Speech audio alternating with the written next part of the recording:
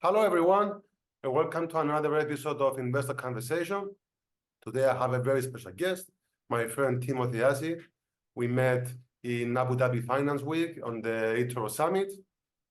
Hey, my friend, how are you? Hello. Thanks for having me. I'm good. So glad, Thanks. so glad to have you on the show. We Yes. haven't, we haven't talked since Abu Dhabi, even though we spent a lot of time in Abu Dhabi together during the day. We were talking outside and all that. And No, but I've seen you send a lot of messages on LinkedIn. Read it, your posts. So I've been reading everything you've been posting. So that's also connecting, right? it is connecting, yeah, but I meant in this fashion, talking face to face, Conversation. Yeah. conversation, yes. And I was looking your portfolio the last couple of days. I was looking your portfolio since the day we met, and I realized from all the people that I talked to so far on the podcast and on the channel, you are the person closest to me when it comes to a risk profile, the kind of stocks and sectors you like to have in your portfolio. You have tech, you have crypto, you have a little bit of Europe. I don't think you have too much European stocks, right? No, I'm mainly focused on the US. Mm. I even cut some China stocks, Yeah. and Europe is like maybe 2% of the portfolio, three, yeah, Yeah. not so much. So you prefer the US like I do. Yeah. Yeah. So in China you have Alibaba, which which is a classic. Most people Yeah. have most people have Alibaba, and I you know, had Tencent, you have but 10 as well. I'm planning to sell all my China stocks Why is that? eventually. Um, the last time there was this news about Tencent that the government was gonna make new rules about gaming. And for me, it gives uncertainty. Like in just one blink, they can change the rules. And I prefer to invest in businesses where the country itself likes to push the business. Hmm. And for China, it's good for the people. I understand they have to like protect the people, but on the other hand, it might not be as good for the businesses. So slowly, I will sell all my China stocks and focus even more on the US or other opportunities. Yes, in China, the government comes with a policy, and I don't think investors are high in the priority of the investors are not the priority when they're making decisions. They're making decisions for the people, and that's good. That's their own right to do. But in America, when the government gets involved in telling companies how to do their business, it usually ends up in court. Yeah. So you prefer that And they instead get a fine, and they get a fine, yes, and yes. that's it. And that's it. Yeah, that's why I'm also like yourself. I believe I'm 95% exposed in the United States. I only have one company in Europe, LVMH. Are you in LVMH as well? You are, right? Yes, Yeah. So I'm only in LVMH in France, and I'm also looking for another. I'm looking another one now, Hermes. Are you familiar with Hermes? The design, Hermes, the also designing house. luxury. Yes, Yes. yes. So I was thinking the other day, and you want to invest in the country that does best in what they do. Like, for example, if you want tech, you go invest in the US, right? Yeah, And if you want designing clothes and handbags and that, you're gonna invest in France. It makes voila. sense. Yes, yeah, that's it. That's it, right? And now for games, for example, Mm-hmm. Tencent was really a good company. Mm-hmm. Um, but yeah, just the idea of how they can change the rules like Yeah. that made me a bit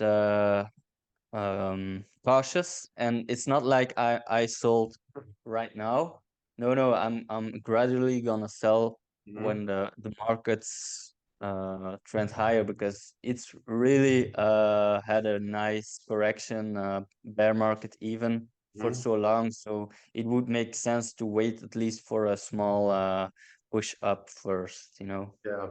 Yeah, you don't want to get out outright and then just take the loss. You're waiting at least for some bit of comeback, at least get out without too much losses and invest your money elsewhere, correct?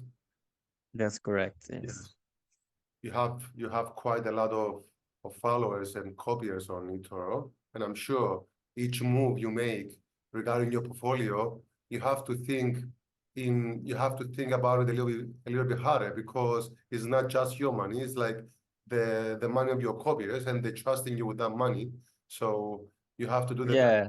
you have to do the best you can in order to get the best When return. I sell something, I Yeah. get messages like, why did you sell this, and why did you did do this? So before I do something, I have to really be sure about it. Like, Mhm. this must be the best decision for the portfolio. Yeah. Okay.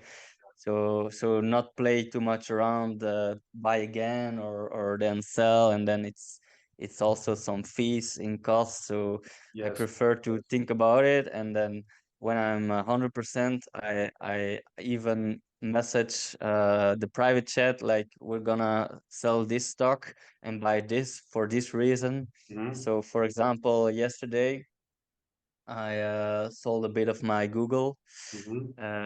bought PNG, so the cybersecurity Mhm. stock. Also sold a bit of my Domino's pizzas because it was overvalued Mhm. based on my calculations. And immediately I post a message in the chat like, this portion of my allocation I sold, and it went directly to this stock. So Mhm. the transactions I make are live on eToro, but I also sent the reason on my private chat.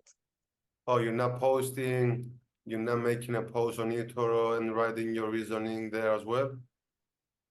If you execute Not this return, not always. not always? Uh, I try not to give everything away, because Yeah. sometimes people just start to copy everything I do without copying me, you know?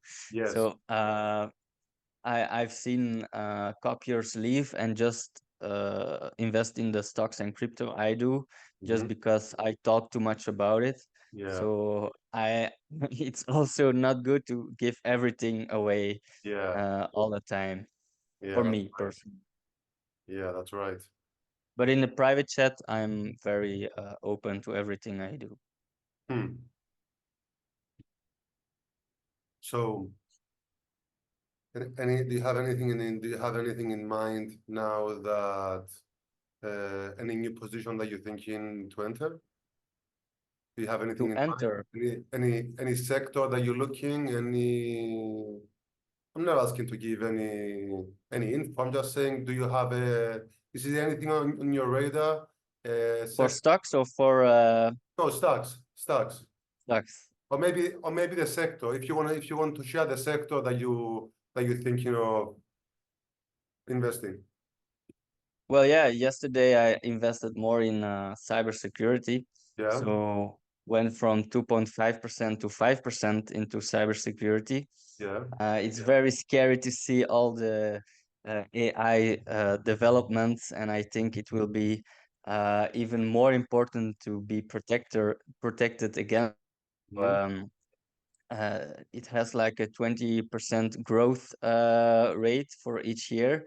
So that's why I sold overvalued companies into the cybersecurity space. Yeah. Yeah, the cybersecurity, it would go hand in hand with the internet, AI, and all that, at least in our lifetime, because this technology now you can steal it online. It's not like the old days. You have to break into a house, into a factory, and steal the tech. Now you can. So it's going to be needed, but they always have been expensive, correct? I mean, you can't justify the buying cybersecurity because at least price to earnings they have been a little bit pricey, correct? Yes, but like the ones I invest in are like the biggest one in the US, Mm-hmm. Palo Alto. Palo It Alto, had yeah. like a huge correction After earnings, yes. after earnings. After Yes, earnings. yes. And it didn't became very undervalued, but fairly valued. And Yes. for me, a stock when it's always overvalued, Yeah. then it's also a sign for me to buy when it's fairly valued. I'm Yeah. not gonna try to wait like that 10% discount. For me, if it gets like fairly valued, I'm also happy. Yeah. And I pull the trigger. Yeah, I remember.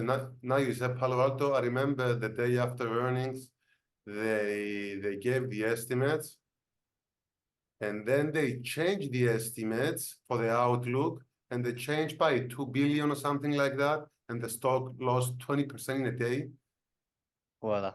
Yeah, I mean, wow. And Pelosi bought few days later, Nancy. Of course she So did. that's a sign. So Yeah, that's a sign as well. that's a bullish sign to buy. So tomorrow, so today is the PPI. Today was the PPI report, and tomorrow is the CPI. Hopefully, we're gonna post this. We're gonna post this by tomorrow. This thing's gonna be posted. Uh, are you usually a buyer doing the CPI? If the report comes out and it's disappointing and we get some volatility, you might be looking for some opportunities on that day, or no?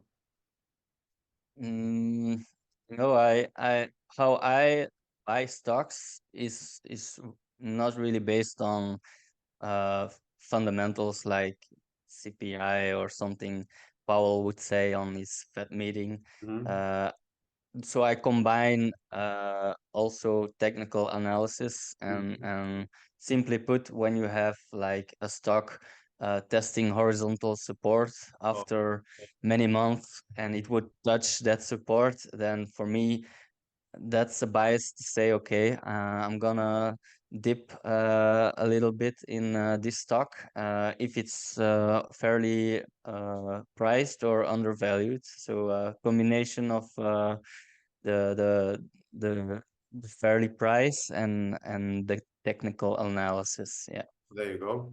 Yeah, I do a little bit differently. So if by chance the CPI has a negative effect on the stock and it drops to that support, then I will buy, but not mainly because it's due to the results of the inflation data. Yeah. No, I do it. So I have my watch list and I have the stocks that I'm invested in. It's not a large amount of stocks. It's 22 positions altogether. And during the days of volatility, after the Fed meeting, after the J. Powell press conference or a CPI report, any of those days that we might get a little bit volatility, the market goes down for an hour or two, just reacting to the news. If any of the positions that I want to get into, or I'm already open to it, go to a level that I'm satisfied, and it goes to the level with all the metrics that I'm interested, then I might buy something. That's the only reason I'm online those days, so I can see if I can scoop an opportunity here or there. And that and after earnings. After earnings is the days I usually I'm buying. Yeah, yeah, When that's something true. goes wrong and the market overreacts, then I'm Yeah, there to to buy. capitalize on the opportunity. Yeah, like for example, Meta, when it dropped the latest earnings, it dropped on lower forecast, I believe. Yeah. I bought that. Uh, what? I bought Meta that day. Okay, so those are the holy days, Yeah. when the business is actually doing better. They released great earnings. but the market overreacts and the price drops sharply. So that's the best reason to buy Yes, for the long run. if you have, and you and I, we can talk and discuss this, and we both can do it, but it's a little bit difficult to, because when the stock is down 15-20% in a single day, and you put CNBC and Bloomberg, they're going to tell you that it's overpriced and all that. And you have to find that courage to go against everyone and just buy it for yourself and hope that it's going to work out. I mean, it's not that easy to do. Yeah, yeah, So, but I I remember our conversations in Abu Dhabi when you are in front of your desk and maybe buying stuff. You are watching the news, right? Or you watch the news in the morning, watch the and news while it's happening. I have the news in front of me. yeah, Yeah. yeah. I never watch news, never. I So watch the never put news. on. I watch the news because I want to know what is going on. Is the news doesn't affect me. For example, I'm not going to buy something because they said it on the news. I'm not going to sell something because it was on the news. But I want to hear the news. I want to know the news. So if I talk with someone and he's going to tell me about the latest development in I want to know what he's talking about. And once every couple of months, the news are going to provide a perfect opportunity for something for you to buy. But you have to be right there at that day, not the next day, that day. You have to be right there. And to be honest, I kind of like the financial news. Uh, Yeah, entertainment. yes, it's entertainment. And if you can separate the entertainment part of it and the numbers part of it, because if you're listening, if you're watching CNN, it's just emotions. They're going to tell you what they want to tell you, and they're going to add emotion to it, and so they can make it worse. In the financial news, how are you going to make a 2% loss of the Dow Jones worse than what it is? It's 2% down for the day. Yeah, You can cry about it, you but can laugh about it, but you know what the 2% of the Dow Jones is for the day. Now, if you tell me it's 10% for the day, that's a different story. But it's usually 1.5, 2, maybe 2.5 on a really bad day.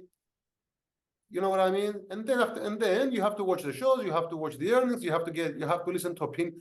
No, you don't have to. That's what I do. Then you listen to opinions, you listen to opinions, and that's the way I go about it. I found to be yeah. helpful to my style. The problem is you have like starter investors who watch the news to find the new gem, Yes, or really base their decisions on what they hear and what they see. yes. So when one expert is telling them there's a correction coming, Mhm. uh, and you have proof of this, they tell people like there's a correction coming in the next coming month, like 10 or 15%, and then you have retail selling because they heard that news. Mhm. But instead, the market keeps going higher. They ripped. I mean, that's why uh, for new investors, I would advise not to listen to the news. Like you are experienced, you know how to filter that stuff. Yes. Okay. Yes, and I mean you're right. Yeah, you're not wrong. I mean it's kind of difficult to watch the news, get the information, but don't listen to them, Yeah. right? You have Don't act on it. Yes, you have to hear them, but not listen to them. And but on the other hand, you don't want to be non-informed. You don't want to just because the moment you start buying and selling without doing any work, without having any information, it's just speculating, it's gambling. So you don't want to do that either. And Yeah. and But sometimes, like how I sold my dominoes was not really based on news. It was based on, hey, price has been going up mhm, sharply in the last month, so it's getting a bit overvalued, mhm, like 20% for me. And Google, I sold Google because it was almost 8% of my portfolio. I don't want my stock to have too much allocation in portfolio. So also cut a bit of Google and then put it in another stock for also high growth. So it really didn't have anything to do with what I've heard on the news or what I've read on fundamentals. Yeah. Was more based on how I see my portfolio. I don't want single stocks to get too big, and I also don't want to have stocks that are too much over valued. Yeah, sometimes you have to rebalance no matter what is going on. You have to rebalance. It was a rebalance, It yes. was it was rebalancing, yeah.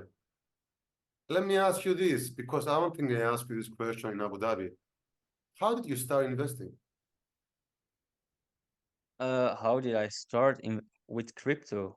with In crypto? 2017, I Mm-hmm. started investing mainly in crypto. Got wrecked, like most of us, and then dig deeper into stocks.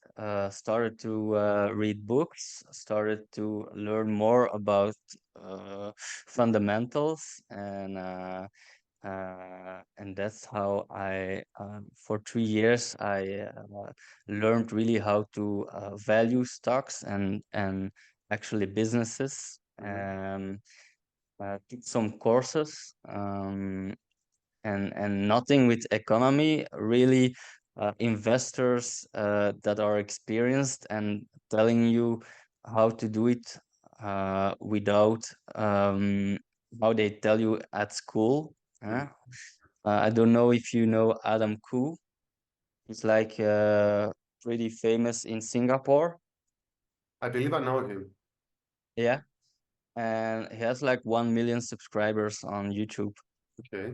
And he teaches how to invest on a very simple method, and he explains how like the people like personal coaching or the Uber taxi driver can do it. And Mm-hmm. he teaches all the principles about investing, and that's what has sticked with me after reading his books, after taking his courses, and now I'm capable of doing it myself.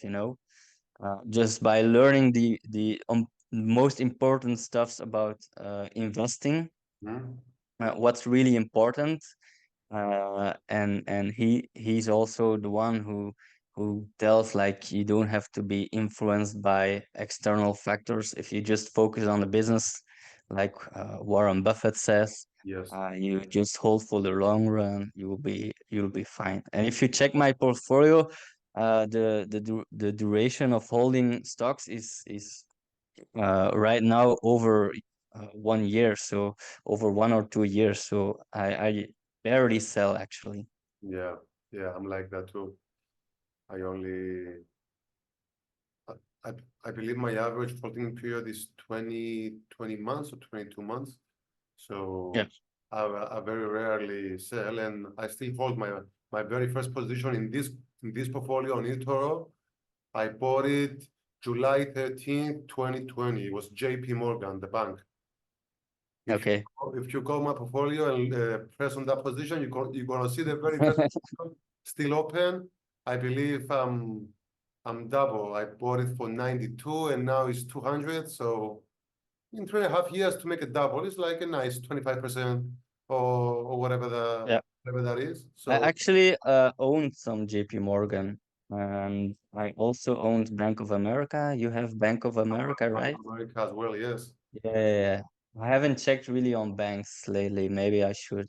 But I sold, why was it? Oh yeah, you have like this indicator.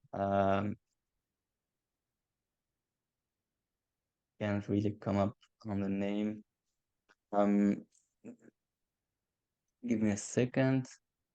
Price to book ratio. Yes, Is yes. it possible price to book ratio? Hmm. Uh, That's what and the bank and does. ba banks really have like this cyclical Mhm. behavior Yes. where they might be trending up in the long term, Mhm. but they in the short term they go up and down in cycles.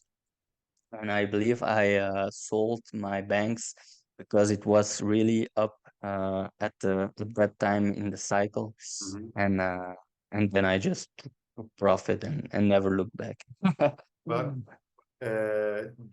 now that you mentioned price to book, JP Morgan has always been expensive if you compare to other banks. When it comes to price, Hmm. it's more expensive than Goldman because I have Goldman Sachs as well, even though it's a bank, but not really a bank like Bank of America and JP Morgan is investment.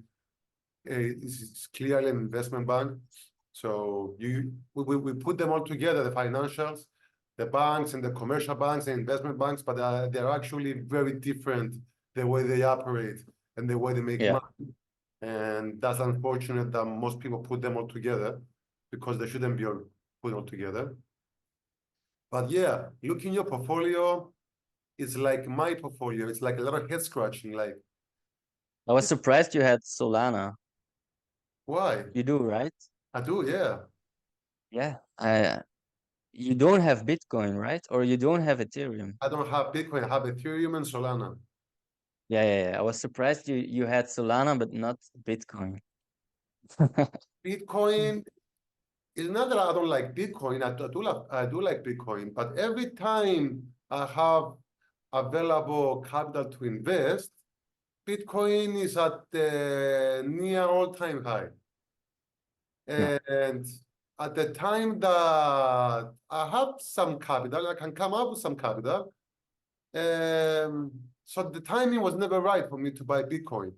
And Yeah. and then is the other thing that you would agree with me.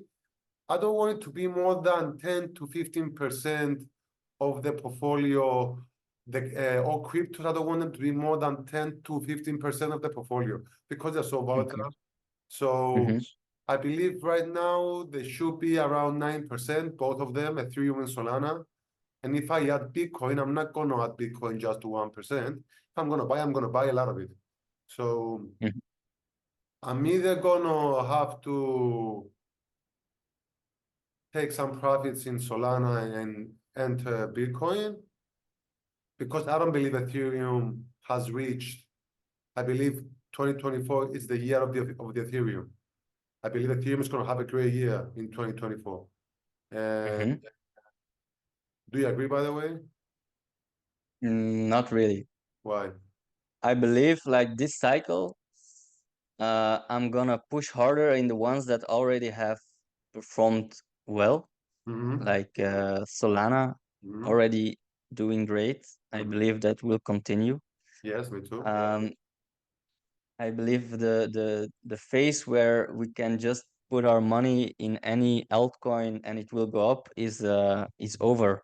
Mm-hmm. Right now, you'll have to be sure about that one coin that you invest in that it's gonna perform well. So I keep monitoring like every week, every day, the pair against Bitcoin. Mm-hmm. And if I see there is a downtrend into the Bitcoin pair, like for example, Cardano Bitcoin, if it's in a downtrend, I won't touch it. Or now, I don't know if you check it, but Ethereum Bitcoin is really on the verge of breaking down, Mm-hmm. and I'm really considering of cutting some Ethereum and putting it into either Bitcoin or Solana because I prefer not to have altcoins that underperform Bitcoin. Yeah, when it comes to crypto, uh, I would only consider Bitcoin, Ethereum, Solana, Cardano, and maybe some XRP. But after than that, everything else is very questionable to me. Okay, Uh, yeah, but like what we have seen in crypto the last month, and you're seeing it yesterday as well, uh, you cannot deny the memes. You no. have now the meme stocks going hard. You have the meme coins already going hard for several months. I'm not saying it's something for the long run, but I believe this cycle, many have talked about this will be the cycle of the memes, where people retail will really want their tickets out of the rat race by betting on the memes. Crypto for them is like a casino, Yes. and and that's why you're seeing so much inflow into the Pepe, the Doge coins, the dogs with the hats, Mhm. all that stuff is happening right now, and you're also seeing institutions forming meme ETFs. Okay, so that there is something happening here for this cycle, Mhm. and that's why I've made the decision to also hold some Dogecoin in the portfolio, because if you also look at the charts, I mean, the meme coins are much more stronger than the high value altcoins that Mhm. we know from the past cycles. Yeah. But the it's like people already had that, and they know it crashed. They know altcoins are risky. So why not bet on memes to try getting rich? And it's always about getting rich quick, for them. And on eToro, you don't have a lot of memes. You have Doge and Ship. But if they would add Pepe, I would buy Pepe as well. Hmm. And since you're talking about memes, on Monday, GameStop came back to life Mm-hmm. and AMC. So I'm sure you were excited about that. That was exciting for you. Not because you're investing, but it's just like exciting. Go up 50% in a day because one Yeah. guy made a tweet. It was like, you're like, okay, I remember my day in 2021. It's good because that's money again that will flow into the markets Yes.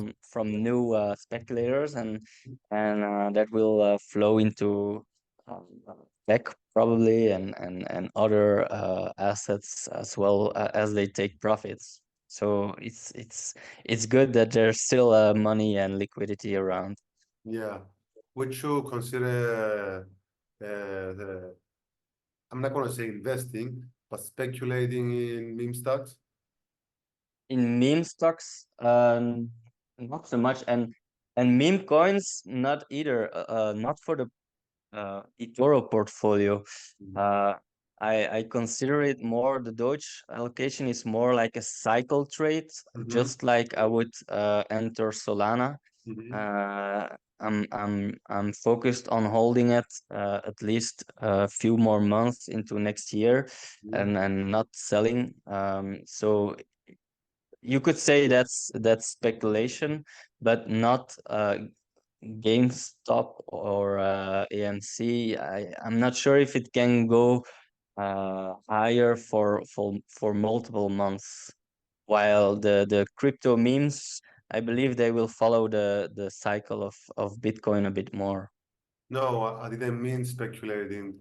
What I'm because I know you don't speculate in your portfolio. I don't want to sound like you're speculating because I know you don't.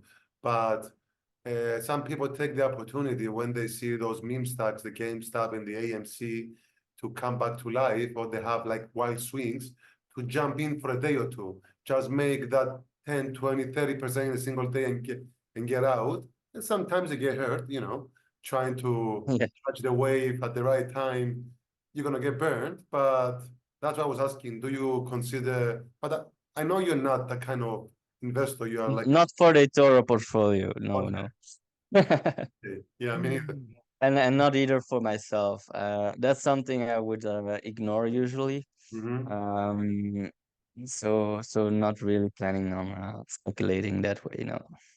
Yeah, and sometimes it's what gets people excited is the meme stocks. For example, on Monday, uh, I have some people that I talk to often about the markets, and we just exchange ideas.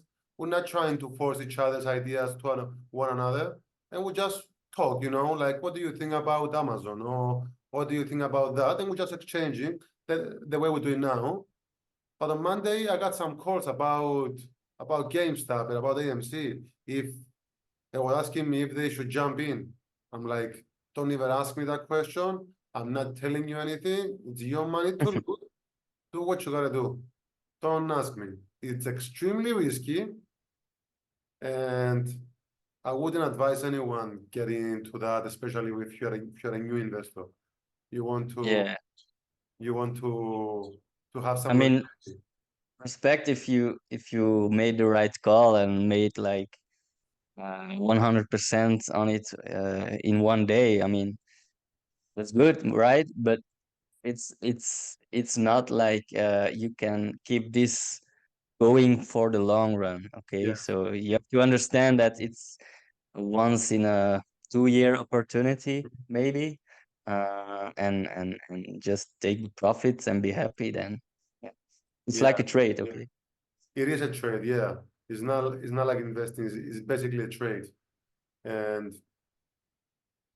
so regarding my portfolio, the reason I'm not into more stocks is because I like to keep my portfolio a little bit more concentrated. I only have 22 positions, and I think they're a lot. I want to get them under 20. So when I take a position into a stock, it's going to be at least 2% or 3% of my portfolio. So, and if it's going to be up there, it's going to be one of my top heavy, could be 5, 6, 7, 8% of the portfolio. So I'm really careful with what I'm selecting to put them there, because you make a mistake and then you lose all the performance for the year. So you don't want to do that. Mhm. So Yeah. What's your highest allocation in yours? I believe it's United Healthcare. I think you have UNH as well. I And have it. Yeah. yeah, I believe it's 8 or 9% is my Yeah. Yeah. Yeah. is my top position in the portfolio, and then it's Nvidia. Then I have some Berkshire Hathaway. I have some JP Did Morgan. you buy more UNH when it dipped last month? Yes, Yeah. yes, I did. Uh, uh, I'm really good in buying the dips, especially the dip, the dip already happening within a dip. I'm yeah. really Yeah. Yeah. I'm really good doing that. And but yeah, my convictions especially in that company are very strong, and it has been a traditional compounder for the last 20 years, compounding 30% a year. And then it stopped doing that when I got involved. As soon as I bought Yeah. the Yeah. Yeah. stock, it stopped compounding whatever it was compounding the prior 20 years. But it's going to come back to that. This is just the normalization of the business after the pandemic. Once they get Mhm. everything under control, the cost and everything, then it's going to return back to being a compounder. But yeah, I like to keep my portfolio a little bit more concentrated. And how do you like manage your portfolio now with the new rebalancing methods from eToro? Like in the past, when you added money, Mm-hmm. you had to send message to your copiers, Mm-hmm. but they had to add funds, Yes. but now it's rebalanced. Have you already added funds since the update, or do you just sell stocks to buy new stocks? No, I add funds every month. Once a month, I do an addition worth of between 2 and 3%. It depends on the month, 2 or 3%. So I add to my capital pool from my additions, and because I don't want, so the whole thing with me is I don't want to be forced to sell something in order to buy something else. Yeah, So I prefer to add money every month, and because this is for the long term for my wealth. I started investing not to become a popular investor. I started investing for myself, and then I end mhm, up being a popular investor. And yeah, I add to it every month as the portfolio gets larger and larger. I'm sure you know it's much more difficult to If do you it. want to add 3% each Yes, month yes, and it gets larger, then it's become yes. a difficulty, yes. So I made a commitment a year ago that I'm gonna keep the additions between 2 and 3%. A year ago, I had a really good year last year. I had like a 40% year. So Hmm. the portfolio, it's quite larger than it was last year. But I want to honor my commitment, not just for my hobbyists, but because I saw that the portfolio grows faster and you want to grow your portfolio as soon as possible. So as long as I can afford it, I'm gonna keep it between 2 and 3. Once it becomes too much for me to do it, then I'm gonna slow it down between 1 and 2. But I will always add to my portfolio because you have skin in the game and you show your copiers that you take in this thing seriously. So that's another reason I'm doing it. And but as far the rebalancing process, I haven't changed anything. I do my addition. I tell my copiers what is the amount, not the amount, the percentage of the equity that I just added. I tell them Hmm. if I'm looking anything, if I have anything in mind. But like you, I don't give everything away. I usually tell them after I do them. After I enter the position, later that day or the next day, I'm gonna tell them because I also found that people just copy you without copying you. Ah. And then they're gonna ask you a question as well. They copy they are copying you without copying you, and then they're gonna ask you a question to get a Are you clarification. gonna sell? Yes, Well, not gonna tell you. yes, yes. So we're dealing with that as well. So you have to be careful. Uh, Hmm. are you going to the summit this September? Yeah. Yeah, Are me you too. going? Of course I'm going. I'm still waiting for the information, but I put a note in my agenda to make sure to go. Last year, I booked my tickets for Dubai, and then they changed it to Abu Dhabi, and then Oh, I had to get down to Dubai, take a cab, and go to Abu Dhabi. So I'm just waiting to give us the exact you location and dates and everything. they So might change it to Abu Dhabi again. You never know. you never know. So I want to be sure before I booked anything. But I'm so looking forward to seeing you guys. And we're Did you gonna. do a presentation I did, last yeah. year? I did. Uh, You were in my presentation, I believe. I believe you were there, right? yes, yes, Yes, yes. you were. I remember. That's where I got all the good stock tips from. Ah. Yeah, yeah. I gave a presentation uh, last time, and it wasn't quite. I mean, I was nervous. I mean, honestly, I was giving a presentation on Tuesday afternoon. I touched down in Dubai on Sunday, and I was so stressed until the moment I did my presentation. After my Yeah. presentation is when I relaxed and I was okay to socialize. Prior to that, I was so stressed because I didn't know the setting, I didn't know how many people, and me talking with everyone, I end up inviting everyone into my presentation. So it was like quite a lot of people in the room, but I'm glad it went. I'm glad it went well, and then we had a great. It was good, and I hope they will like release the record tapes so we can watch it again. They didn't release any of the records. With so many people gave presentations, but we haven't seen them. We haven't seen them online in any way. Not on LinkedIn, not on eToro. That's too bad, right? Yeah, and 2 weeks ago, I was featured by Forbes. Nice. Yeah, I made a post on LinkedIn on eToro, and I contact my account manager so they can feature me on the Discover or maybe on eToro, but I don't know. I don't know what is. I Would don't be know. nice. Yeah, Yeah, yeah, yeah. And that will boost yeah. your impressions so much. Yeah, sometimes you need just a little bit of boosting. Just a Yeah, little bit of you boosting. deserve a boosting because you're doing so well in the last years. I believe uh, your annual gain is like 20%, something like that. Yes, 20%. Yeah, that's nice. That's nice. Yeah, I had a bad year in 22. We Anyway, had. Mm.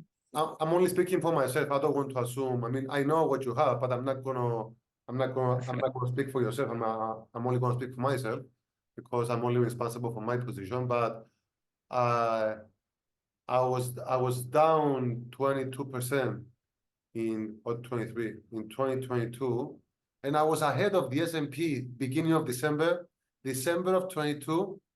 I was ahead of the S&P, but Tesla screwed me up. I Yeah. Tesla lost 40% of its value in a single month, Uh, and I end up underperforming the index. But I had a really good 2023 the year after, and you did as well. So so are we, you still holding Tesla? yes, I'm a believer in Tesla. Okay, okay. I'm a believer, but the stock is not for everyone. It's I quite believe like the US will do anything to prevent China from selling cheap cars yes. in the US. Like that's a good thing. And Tesla is way ahead of other US car companies. Mhm, So that's why it has an advantage, I believe. Um, for me personally, I never liked the car sector. For me, mhm, it's a bit like banks. It's cyclical, where you know in its history it will go very up and down in mhm. fluctuations. So I prefer my stocks to be predictable, stable, and not too cyclical. Although in 2022 we saw a big drop in the cycle, Yeah, but that's when everything dropped, you know. yeah. But for that specific sector, I don't like too much airplanes. I don't like too much the car sector. I don't like too much investing in uh, commodities, the housing sector. So yeah, that's uh, Yeah. that's why I prefer into tech, healthcare, Mhm. uh, communication. Yeah. Yeah, yeah, I'm like that too. There are some sectors that I wouldn't touch for anything, like airlines. I wouldn't touch airlines even if you paid me. Airlines and commodities, not the company that produces the commodity, like ExxonMobil, I have oil, but the pure commodity, like to buy gold or oil or corn or sugar. No, I'm not doing any of that. Or bonds. Are you invested in bonds? No, right? No, No, me neither. no, I believe I cannot even invest in it. I have a lot of restrictions from the government from Belgium. So ETFs, I cannot invest in ETFs. I cannot invest in commodities. Mhm, There's a lot of things I cannot use like leverage or short. mhm. So I have to stick with just picking stocks and crypto. Okay. It's not a bad. I mean, you want the flexibility to be able to do whatever you want, but in the end of the day, not allow you to short. How can be a bad That's a good thing. a good thing? Yeah. Yeah, yeah, yeah. Because I never short Yeah, on not my short either. personal accounts. Yeah, not short either. It's a Sometimes I do options on other brokers, but I think it's better for the eToro portfolio, managing other people's funds, just sticking to investing. Yeah. yeah, that's what I do too. Where because I have crypto, but I have it on a different. with a different broker. Then you have Bitcoin. No, I don't have Bitcoin. I don't No. I don't have to have Bitcoin in any of my. Oh, you know what, mate? I do, but it's not that much. Hmm. I do, but it's not that much. And compared to what I have here. But when it comes to eToro portfolio, I take it very seriously. So whatever I'm doing here is thought again and again and again. You don't want to be impulsive when it comes because you're managing other people's funds. So Yeah. you want to take it as seriously as possible. And sometimes maybe if you're not allowed to short or to use leverage, maybe it's a good thing because it's not just your I've livelihood. seen popular investors really lose a lot of gains and copiers just because they went short. And yeah, you have to prevent that one big loss. Yes, It's all about having small wins and small losses maybe, but preventing the big losses big loss. that Yes. keeps you standing, right? Yeah, that's why I most of my top heavy positions are companies that they're not very volatile. They're not gonna lose 10% in a day. You know what I Yeah. mean? So I sleep very well at night, knowing Mm-hmm. that my top five is UNH, Berkshire Hathaway, JP Morgan, okay, Yeah. Nvidia in there as well, but Nvidia got up there because I'm up 300% on it. But that's the only reason why Nvidia is Yeah. high in my portfolio. But the rest of it is just good old boring companies that you know they're going Yes. to be there decade after decade, and Yes. you are And you just see you're having like a lot of gains compared to other myself also more volatile popular investors. So you don't have to be invested in like the high speculative stuff to have good gains, you know. no, you don't have to, and it's a misconception. People thinking that if you want to have good returns, you have to be into risky stuff, and it's not the case. And it's not the case. You can get good returns if you are in boring stuff, but you manage to buy them right. Mhm. And some things are gonna work out, some things are not gonna work out. We all know that we don't get everything right every time. Sometimes you're gonna get something wrong, or sometimes it's gonna take a little bit longer than you expected for it to work. I mean, Solana, I'm up 150% in Solana. I mean, Solana, it took a while from the time I bought it to go up and give me 100%. It took a while. Yeah. So you can see my portfolio now and see, oh, he's up 150% on Solana. No, that took a year or two for it to go up there. So you have to be patient sometimes. You have to hold it a little bit.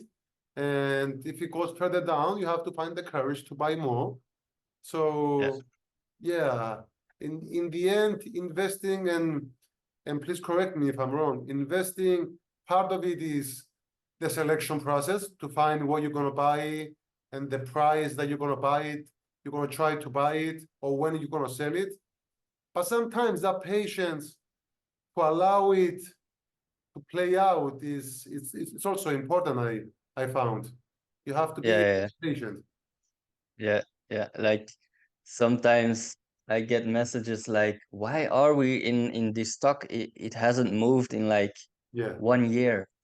And then suddenly it takes off. it takes off. And And and it has nothing to do with like the business itself, but maybe like I was invested in uh, Lockheed Martin, you know, hmm, and Lockheed Martin investing in the military space for the US. yes. And this was before Russia invaded Ukraine. Hmm. And I was invested in Lockheed Martin, and it was the only stock that was going up because of the war. Hmm. So everyone was speculating they're gonna buy more planes, they're gonna invest more in military. And it's not like I knew the war was going to happen, Hmm. but I was patient enough to wait for a conflict. And then when the price shot up, took my profit. You know what? I have a theory about the military contractors, that and Boeing and Raytheon. So these companies, they sell to the government, they sell to the US government, and they sell to other governments. So the military budget of the United States has been increasing by 2 or 3% a year for the last 20, 30 years. Okay. Yeah. As long as the US economy is growing, the GDP is growing, the military spending, it will be between 3 and 5% of the GDP. Hmm. So if you hold them and you just buy them and hold them without looking at them, It will grow it will grow 3% at least. 3% at least, and you're gonna get and they pay a yield, so they pay a 2 or 3% dividend yield. Yeah. You're not gonna lose money, but we play a different game. We are popular investors and we want to get good returns. So Yeah. Yeah. we're not satisfied with the 2 or 3% plus the dividend. We want more. Unfortunately, that's the case. But what I'm saying is, if you are a regular investor and you're looking for something to invest and you want to buy them and forget them, and you know they're going to be much more in the next 10 or 20 years, military companies are actually military contractors are actually a good choice. I don't personally Yeah. like them because they are controversial and because people don't like them, and I don't want my co-viewers to start texting me and telling me why are we invested in that. So for that Hmm. reason, I don't I don't touch them, but Yeah. everything else, they are actually a really, really good companies. Yeah, I think the military stocks are quite predictable. Mm-hmm. As you said, they will keep continue to invest in Mm-hmm. it. So it's maybe a golden tip for the watchers right now. Yeah. Do you have so you have 49 positions in your portfolio, if I'm not mistaken, correct? 49. Let me check. Just a second. You can share your screen if you want. Yes. You know it better than me. I checked it before we start talking. All right. So yeah, 49 here. 49. Meta is number one. I will on value. Yeah, Meta is now number one. It was number two. Mm-hmm. Because I sold some Google yesterday. It's now number one. And I mainly check my top eight. Like these are Mm-hmm. like my top eight. And I've been scaling into Solana because I really think it has more room to go. Mm-hmm. And of course, Bitcoin is also in my top eight. Yeah, Mainly tech. we have we both have Meta, Google, Amazon, Microsoft, and Solana. So I have those 5 positions, and they are quite high in my portfolio as well. So you and I, we're probably gonna have similar performance this year, the way I'm looking at Yeah. it here. But do you have like the allocation? Is it also above 5% or Not on Meta, but I have a big allocation on Amazon, and Microsoft, I believe, is 4%, and Solana should be around 4%. So yeah. yeah. Meta, I just got into it a month ago, 2, 3 weeks ago, after the earnings. Yeah, yeah, yeah. So it's a new position for you. It is, yes. Okay, okay. Yeah, right. So you have And So you have This is one like tech. one Europe stock. I don't know if you know it, ASML, I do know it. the last one. Yes. Yes, also into chips, semiconductor stock, but from Europe. Okay. Do you have Nvidia? I do. Hmm, but I don't think it's that high allocation. Yeah, Oh, 2.5. 45. Yeah, but you are up Yeah, 50% on it. You yeah. you probably bought it at the beginning of the year, right? Yeah. And I still believe there's a lot of upside in the long run. I believe If that you just if you just listen to the earnings calls of Tesla and Meta, I mean, everyone is talking about expanding their R&D into AI, Mhm.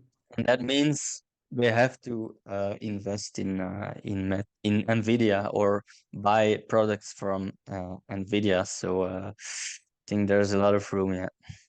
Yeah, I believe that as well. And sometimes, yeah, it's a difficult decision because the stock went up from 130 to 900 almost within a year and a half. And then even if you believe that it can go further up, it's, that all that appreciation in the last year and a half makes you have yourself second thinking. But Yeah. I'm remaining bullish on Nvidia. I mean, if you are bullish on AI, you should be bullish on On Nvidia. Nvidia. Have you heard about the sixth wave? What is the thing? Like the previous fifth wave was like the internet wave. Yes, The wave before was like the revolution. industrial wave, Yes. and now you have like the new wave is like the AI wave, where again, businesses will become more efficient in earning, while less costs are there. For example, uh, personal costs, labor costs are less because of AI. Yes. Um, so it's not like a bubble, in my opinion. It's like the internet, something that will become part of life. Mhm. And we are still at the beginning, so it has so much more to develop in the next few years. Yeah, I agree with you. I don't think we are in a bubble right now because the companies that they're priced that high, for example, Nvidia and ASML, the one that you show me, Taiwan Semiconductor or AMD. These are companies that have been making semiconductors for so long. They are good companies. They may be a little bit expensive, but they have earnings and they have customers. It becomes a bubble when new companies enter the market, price so high without making any money. Like, for example, next year, if a company goes public and claims that they have the best semiconductor that the world has ever seen, 10 times better than Nvidia, and it goes public and the price goes crazy of the stock, then you have a bubble. But Yeah. but right now, I don't think we have a bubble.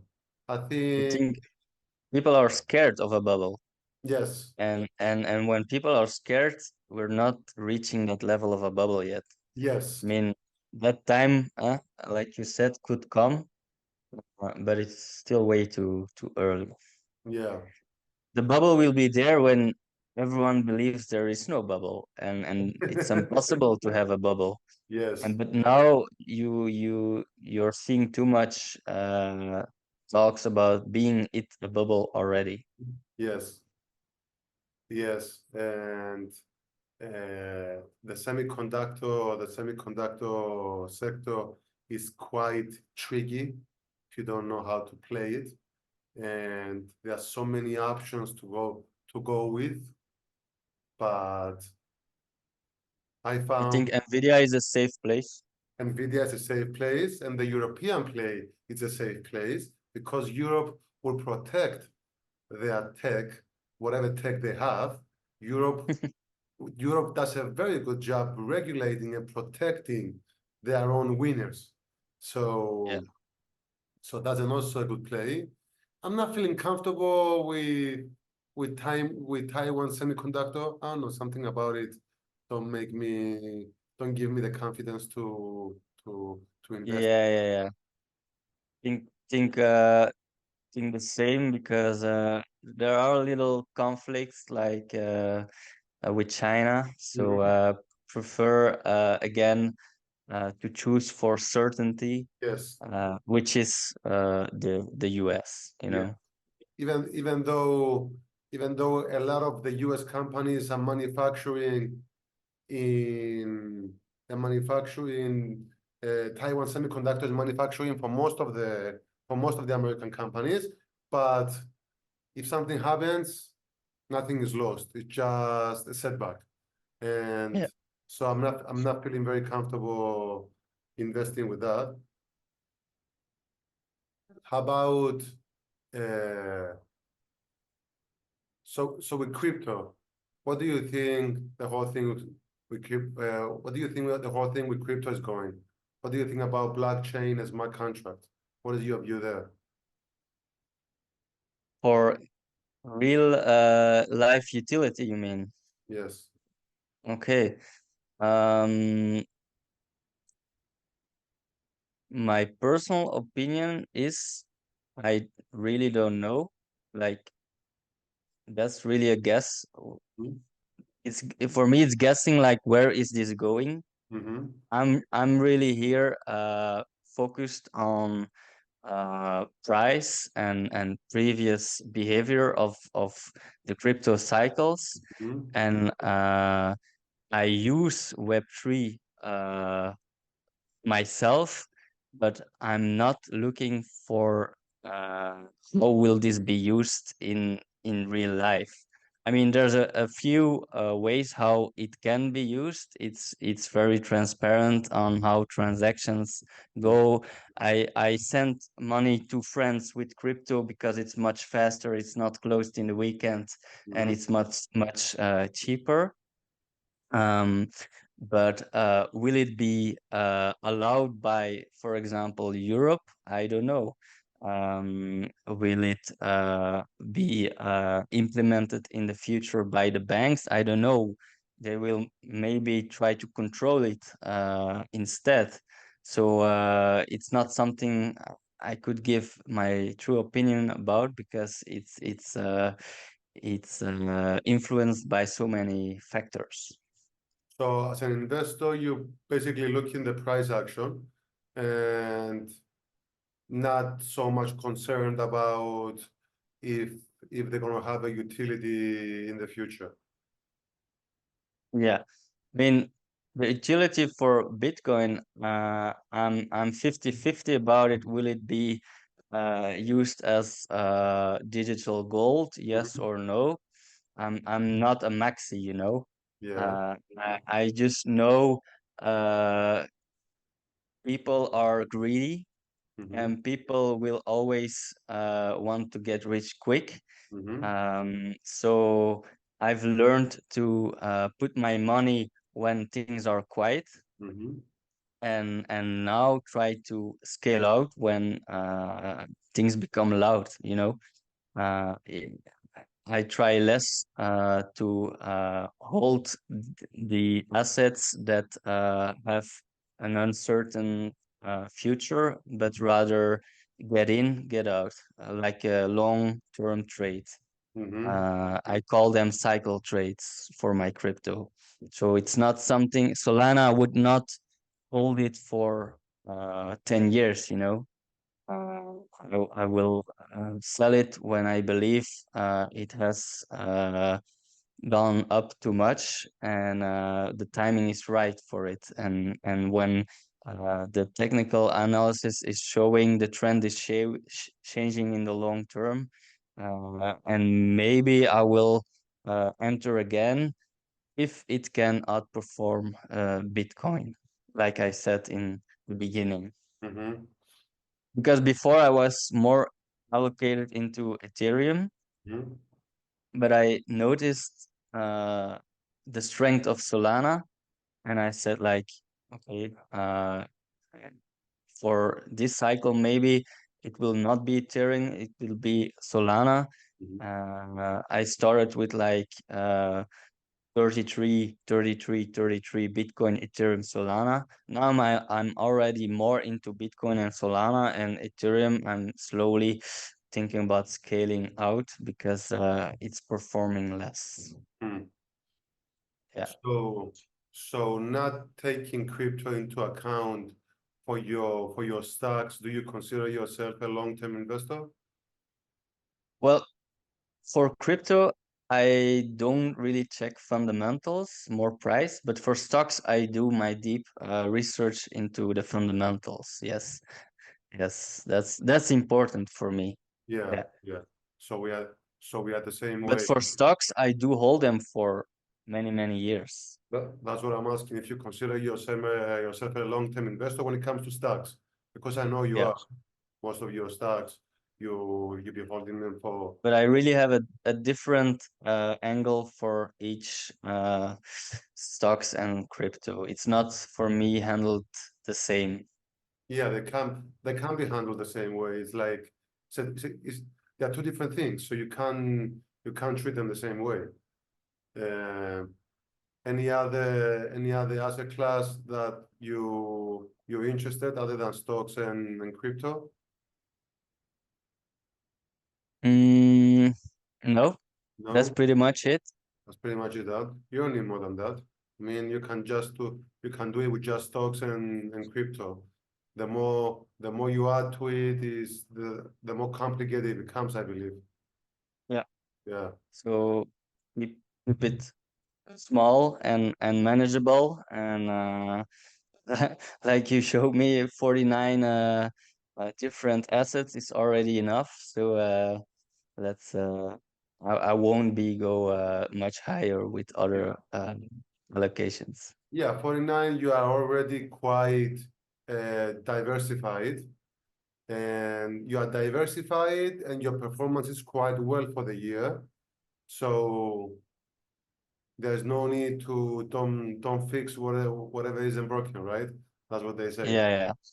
And like the stocks, I don't really manage them besides thing if the fundamentals change, Mm-hmm. which don't happen that fast. Mm-hmm. It's mainly the crypto assets that I have to watch more carefully Yeah. each week in order to prevent big losses, you know. Yeah. Yeah. It doesn't bother you that sometimes during the weekends they get volatile and Um, yeah, because if you're with friends doing a barbecue, I mean, yes, suddenly the trend breaks. yes. You have to act quick because Bitcoin it can fall Mhm. from 60K to 50K, but Solana it can drop 50% if you want. It's That's even true. worse. That's true, yeah. And on my personal portfolio for crypto, doesn't bother me one bit. But for my eToro portfolio, Solana and Ethereum, and it's Saturday night or it's Sunday morning and you're having brunch and you see they're going crazy, and then you have to start looking what is going on. You have to act Yeah, fast, even though I usually don't do anything. I might buy even more. It's already too late. By the time I see it, it's already too late. yeah, yeah, That's why I don't want it to be too large allocation in my portfolio for that exact reason. You're yeah. out Mhm. and you're having a good time, and then you check your phone, and Solana is down 20% for no reason at all. Yeah, yeah, yeah. It's different if you manage other people's money, you know. Yes, yes, it's different. That's why I prefer to keep it.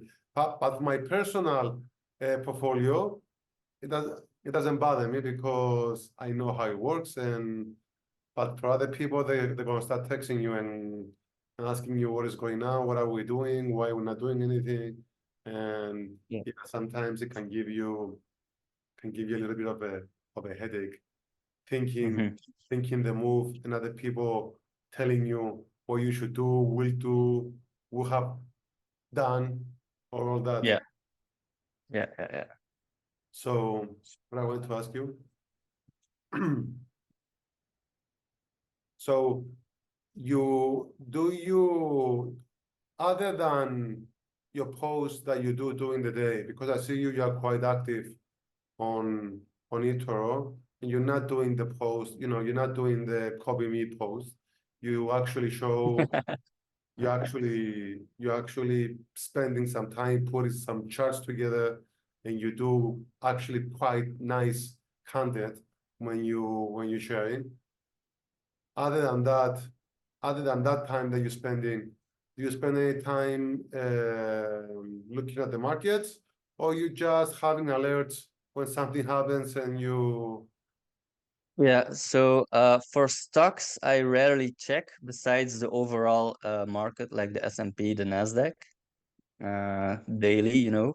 Mhm, Um, and I have like this CNBC alerts if mhm, something big is happening. mhm, Then I could check more quickly. For crypto, I have to check more often. Not like 10 times a day, but if a trend is changing, I monitor it closely. mhm. I try to explain my copiers what my mindset is and how I will act on a change in trend, if it will influence the portfolio. So there's a lot of things going behind the scenes with the private chat as well. If portfolio wise, which I don't always post on eToro. And besides that, I also have interest in like crypto projects that I follow for my own, which are not on eToro. Mhm. And then I would write post about it on Twitter, for example. Oh yeah, you're on Twitter, you're on Instagram. I don't follow you on Instagram. I'm gonna follow you after this. I think, not sure if I follow you, but it's Yeah, possible. because I follow you on LinkedIn and uh, on eToro, obviously. But I don't think I follow you on Twitter and Instagram. I'm gonna follow you after this. So I want to ask you another question. Funny question. How many times it happened to you to wake up in the middle of the night to go to the bathroom, check your phone and see Solana or Ethereum or whatever that is down 10%, and you just Yeah, buying, selling or whatever? How many times it happened to you? I mean, 10 times a night, maybe, not more. Not that much. Not that much, but it happened to you. No, I'm cool about it. Like, I even put my phone in plane mode. Mhm. In yeah, you don't want to wake up with all those alerts, or you're sure you're not gonna sleep. Yes. Okay. So I sleep well at night. It's not an issue. Yeah, I sleep well. I sleep well too, but sometimes I have to, because I'm drinking a lot of water. I go to the gym late, so I'm drinking a lot of water, and in the middle of the night, I'm gonna wake up, go to the bathroom maybe in the middle of the night. And if I wake up, I'm gonna check my phone. The market is Yeah, closed. I'm sleeping. Nothing is open. Asia is open, but I'm not investing in Asia, so I don't care what they do. yeah. Uh, so I'm I gonna check my, I did that more often, like when it was the bear market, you know. yeah. When things are going down, I don't know why, but I might put my phone on notifications just to to to see CNBC post about futures down 2%. Yeah, you want to know the bad news before the market opens. Yeah, Yeah, yeah, yeah. And sometimes I will, and no, even in good days and in bad days, if I wake up in the middle of the night for whatever reason, I get hungry, I get thirsty, I go to the bathroom. I'm just gonna go and check my eToro portfolio because the crypto trades 24/7, and see the aftermarket, see, I just want to know even though I very rarely trade, even though I add money every month, I might not buy anything for a month or 2 or 3 months. Yeah. But I check it 10 times a day. I want to know But that exactly what just it is. means you're passionate about it, like you're genuinely interested in how it moves and why Yeah. it moves. And I believe, yeah, that's necessary for managing and having your plan in case something really happens. So that's important as well. Yeah. Yeah, sometimes I believe, and sometimes I believe you have to know what is going on. Even though the market goes down 2% or 3% in a day, which doesn't happen that often, if you don't know why it's going down, it bothers you. But if you know that the whole market is going down before the CPI came harder than expected, then what is it that you worry about? Or the market is down and you are down as well, so no biggie. But if you don't know that the CPI is happening, and if you don't know that even CPI is reporting, you have no idea that people give a shit about what the inflation is month after month, year over year, and you just putting your phone up and you see the market down 3%, and you don't know why, I will be panicking. So that's why I think it's important to follow the news and just know the developments.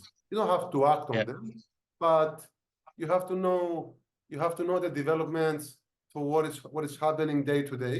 And when you meet people that they do the same thing you do, like when we met, I mean, I met you in Abu Dhabi and we're just talking about investing, about stocks and about markets and about the news. We didn't know each other. Later that day, the next day, we came closer. But our initial conversation was markets and investing and crypto and all that. Hmm. Yeah, for sure, man. I believe now you have to go babysit, correct? Yeah. I have to go now. You have to go now. But I'm, it I'm was really nice conversation, man. I'm aware of the time, so that's why we're gonna call it here.